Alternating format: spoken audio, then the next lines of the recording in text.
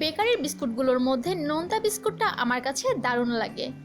এই নোনতা বিস্কুটটা মাত্র 4টা উপকরণ দিয়ে চুলায় মাত্র 20 মিনিটে তৈরি করা সম্ভব। এজন্য লাগছে ময়দা 1.5 কাপ পরিমাণে, একদম গুঁড়া চিনি নিচ্ছি। এটাকে অবশ্যই পাটায় অথবা ব্লেন্ডারে পিষে নিতে হবে, তারপরে পাউডারের মতো করে চেলে নিতে হবে। দিয়ে দিলাম লবণ, নোনতা বিস্কুট এই জন্য তো লবণ লাগছে। এখন বেশ ভালো করে মিশিয়ে নিচ্ছি। মিশিয়ে নেওয়ার পর দিচ্ছি সয়াবিন তেল, চাইলে গলানো বাটার দেওয়া যায়। এখন বেশ ভালো করে এটাকে মথে নিতে হবে, তবে খুব বেশিক্ষণ মথা দরকার নেই, সব উপকরণ একসাথে ভালো করে মিশে গেলেই হয়ে যাবে।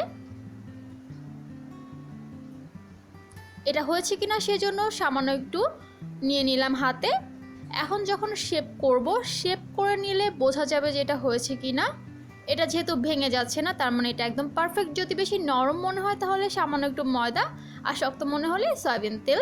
এখন একটা ওভেন প্রুফ প্লেটে তেল ব্রাশ করে নিচ্ছি। চাইলে স্টিলের প্লেট অথবা যে কোনো কেক মোল্ডে কাজটা করা যায়। এখন 4 কোণা করে নিচ্ছি, আর অবশ্যই পাতলা করে করতে হবে, কারণ এটা কিন্তু ফুলে ডাবল হয়ে যাবে। অন্য যে কোনো শেপ করা যায়, কিন্তু 4 কোণা করলেই বেশি ভালো লাগে নোনতা বিস্কুট। আর ম্যাক্সিমাম ক্ষেত্রে দেখা যায় যে বেকারির নোনতা বিস্কুট 4 কোণাই হয়। একটু ফাঁকা ফাঁকা করে দিতে হবে। এখন একটা টুথপিক দিয়ে দাগ কেটে দিচ্ছি।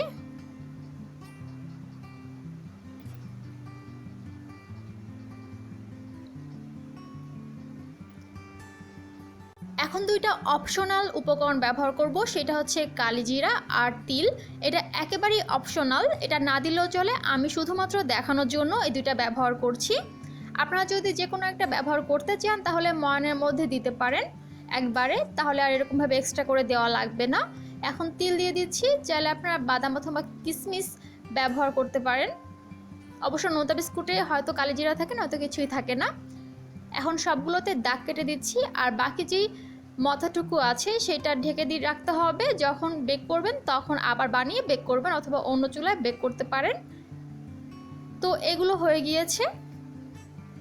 এখন যেটা করব সেটা হচ্ছে একটা বড় হাঁড়ি প্রিহিট করে নিব 4 মিনিট ধরে হাই হিটে। এখন একটা সমান ঢাকনা দিয়ে দিলাম, আপনারা স্ট্যান্ড ব্যবহার করতে পারেন সমান। এখন সাবধানের সাথে এই প্লেটটা রেখে দিচ্ছি।